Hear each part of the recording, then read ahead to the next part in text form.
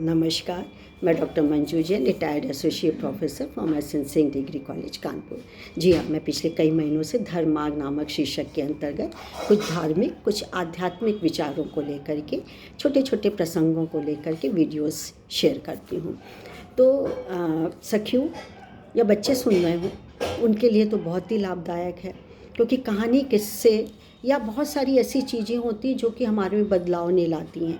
लेकिन यदि प्रेरणादायक कहानी हो, छोटी हो, और यदि हम धर्म मार्ग को अपनाते हैं तो हमारे जीवन में बड़ा बदलाव आ जाता है, और फिर हम निर्भीक होकर के सही रास्ते का चुनाव करते हैं। तो क्यों ना हम सही रास्ते का चुनाव करें और सही रास्ते को अपनाएं। तो इसके लिए मैंने एक विचार और ढूंढा है आपके लिए, जिसका शीर्षक है विपन्नता से मुक्ति।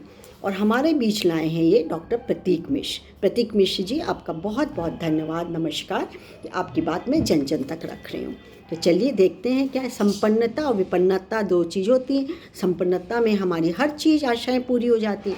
विपन्नता में हम थोड़े अभावग्रस्त होते हैं, लेकिन फिर भी हमें विपरीत दिशाओं में भी हमें धर्म का मार्ग नहीं छोड़ना चाहिए। हम उसी को अपना करके चले, यही मेरा संदेश है आपको तक पहुँचाने का।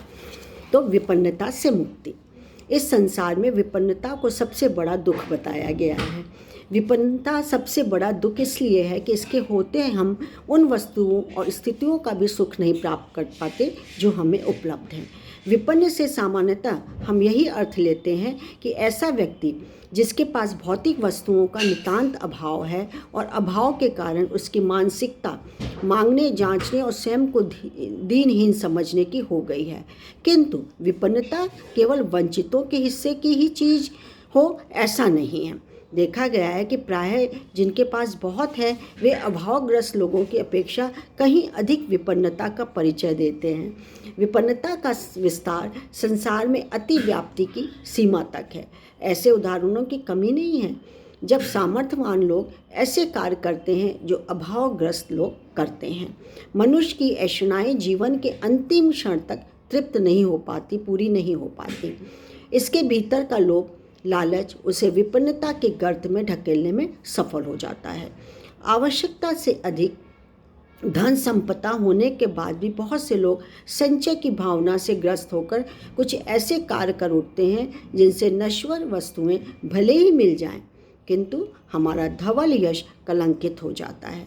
हम विचार कर सकते हैं कि अनैतिक साधनों का प्रयोग न करने से हमारा कितना लाभ होगा। लाभ हानि का संबंध हमारी आत्मिक सुख शांति से है। अनीतिपूर्वक अर्जित धन संपत्ति हमारे भीतर अज्ञात भय उत्पन्न करती है। इसके रहते चित्त की शांति और आत्मा का आह्वान असंभव है।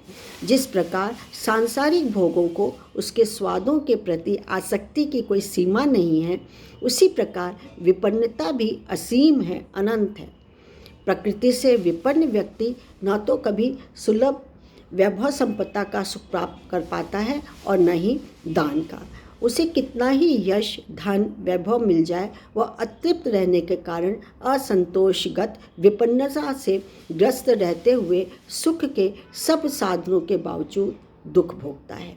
यदि हम अपने दृष्टिकोण में परिवर्तन करते हुए संतोष की भावना से अपना नाता जोड़ लें, तो विपन्नता दूर दूर तक भी हमें छू नहीं पाएगी, और हम अपने सीमित साधनों में ही सहज सुख शांति का अनुभव कर सकेंगे।